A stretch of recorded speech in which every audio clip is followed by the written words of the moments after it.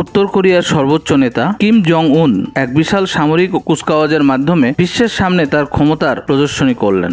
গত 10ই অক্টোবর ক্ষমতাসীন ওয়ার্কার্স পার্টির 80তম প্রতিষ্ঠাবার্ষিকী উপলক্ষে রাজধানী পিয়ংইয়ংয়ে আয়োজিত এক মহড়ায় কেবল দেশের সবচেয়ে অত্যাধুনিক পারমাণবিক অস্ত্র ভান্ডারই প্রদর্শন করা হয়নি, বরং কিমের পাশে বসেছিলেন রাশিয়া ও চীনের শীর্ষস্থানীয় নেতারা, যা এক নতুন ভূ রাজনৈতিক সমীকরণের ইঙ্গিত বহন করেছে।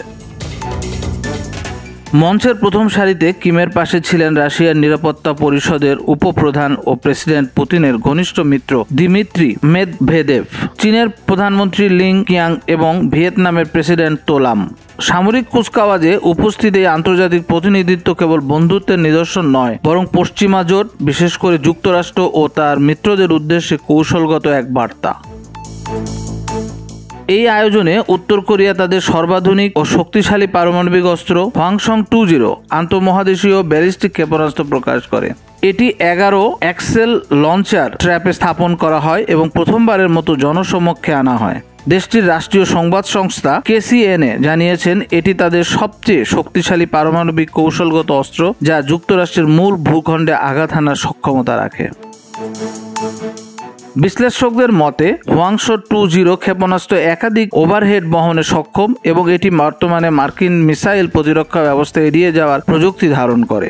পাশাপাশি কুচকাওয়াজে আরও প্রদর্শন করা হয় দূরপাল্লার ক্রুজ ক্ষেপণাস্ত্র, ড্রোন, লঞ্চ ভেহিকল এবং ভূমি থেকে আকাশে নিক্ষেপযোগ্য অস্ত্র।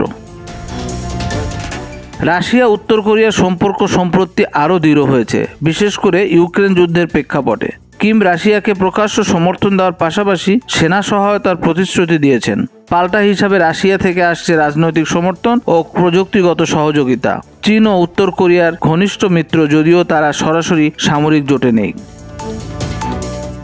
আন্তর্জাতিক কূটনীতিকদের মতে এই প্রদর্শনী কেবল অস্ত্রের মহড়া নয়, এটি কিম জং উনের পক্ষ থেকে এক সুসংগঠিত বার্তা যে তার দেশ এখন আর এক ঘরে নয়, বরং রাশিয়া ও চীনের পাশে দাঁড়িয়ে একটি নতুন ভূ রাজনৈতিক বলয়ের প্রতিনিধিত্ব করছে।